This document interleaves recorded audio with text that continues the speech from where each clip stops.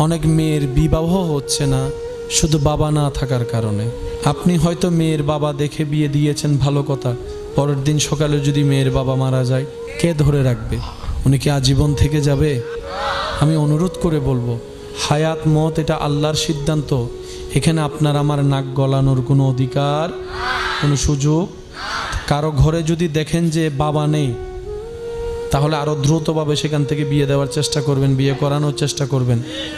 কারণ যে এতিমের মাথার উপর হাত রাখে, মায়ার হাত, ওই ব্যক্তির মাথার উপর আল্লাহর রহমতের চাদর থাকে।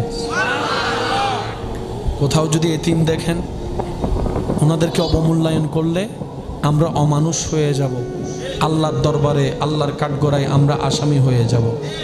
এই সমস্ত নোংরা মন মানসিকতা আমাদের পরিবর্তন করার দরকার আছে না নাই? আর একটু জোরে বলুন, আছে না নাই? কোনো মেয়ের বিবাহ হবে